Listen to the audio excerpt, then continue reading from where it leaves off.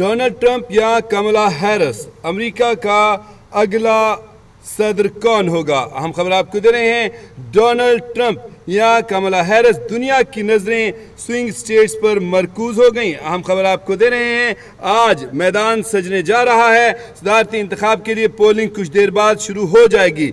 24 करोड़ से जायद अफराद हक़ राय दही इस्तेमाल करेंगे। हम खबर आपको दे रहे हैं, आपको बताएं कि डोनाल्ड ट्रंप या कमला हैरिस व्हाइट हाउस का मकीन कौन होगा, आज पता चल जाएगा, आज फैसला हो जाएगा।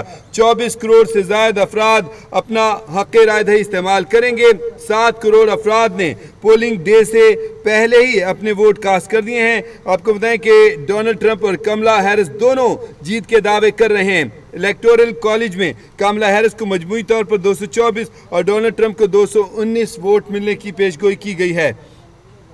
आपको बताएं कि अमेरिका का अगला सदर मुंतखब करने के लिए अमेरिकी वोटर्स आज होने वाले सदारती इंतखाब में वोट देंगे। इब्तदाई तौर पर ये इंतखाब 2020 के सदारती इंतखाब का रीमैच लग रहे थे, ताहम जुलाई में सूरत हाल ने पलटा उस वक्त खाया जब सदर जो बाइडन ने इस दौर से दस्तबरदार होते हुए नायब सदर कमला हैरिस की हिमायत का ऐलान कर दिया। आपको बताएं कि अब बड़ा सवाल यह है कि क्या इस इंतखाब का नतीजा डोनाल्ड ट्रंप के दूसरी बार सदर बनाएगा या अमेरिका की तारीख में पहली बार कोई खातून सदर बनेंगी। आपको बताएं कि तमाम जो नज़रें हैं इस वक्त जो अमेरिका की स्विंग स्टेट्स हैं उनके ऊपर हैं। अमेरिका में 7 रियासतें ऐसी हैं जिनको स्विंग स्टेट्स कहा जाता है, यानी यहाँ सदारती इंतखाब में कांटे का मुकाबला मुतवक्के है और यहाँ से सामने आने वाले आपको बताएं कि जायज़ों और पोल्स के नताज काफ़ी मुसाबकाना होते हैं। यही वजह है कि ये जानना मुश्किल होता है कि इन 7 रियासतों में कौन आगे है या कौन बर्तरी हासिल कर रहे हैं या कौन पीछे है। आपको बताएं कि रियासती सतह पर कम पोल्स होते हैं, इसलिए आपको बताएं कि इसका डाटा इतना नहीं आता क्योंकि हर पोल में गलती के इम्कानात भी होते हैं।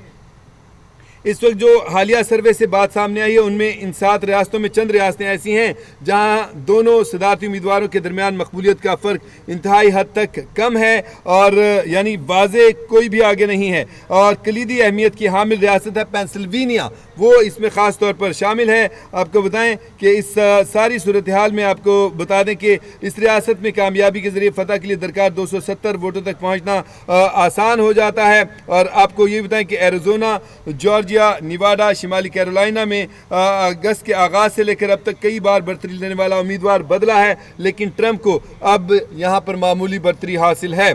दीगर 3 रियासतों में मिशिगन है, पेंसिल्वेनिया और विस्कॉन्सिन है। और आपको बताएं कि कमला हैरिस अगस्त से आगाज से 2 या 3 पॉइंट्स की बर्तरी हासिल किए हुए थी, लेकिन हालिया दिनों में इंतखाबी जायज़ों में मुकाबला सख्त रहा और अब ट्रंप को पेंसिल्वेनिया में मामूली बर्तरी हासिल है। ये तीनों रियासतें रवायती तौर पर डेमोक्रेटिक पार्टी का गढ़ रही हैं, लेकिन ट्रंप ने 2016 में इन्हें सुर्ख रंग में रंग दिया, यानी यहाँ से रिपब्लिकन्स को फतह मिली थी जो बाइडन ने उन्हें 2020 में दोबारा हासिल कर लिया था। इस मरतबा कमला को मिशिगन और विस्कॉन्सिन में तो बर्तरी हासिल है, लेकिन पेंसिल्वेनिया में फ़िलहाल ट्रंप आगे हैं। कमला अगर इन तीनों रियासतों को अपने पास रखने में कामयाब रहती हैं तो उनके जीतने के इम्कानात बढ़ जाएंगे। इंतखाब आज होना है और कुछ देर के बाद अमरीकी अवाम जो हैं वो अपना हक़ राय दही इस्तेमाल करना शुरू कर देंगे।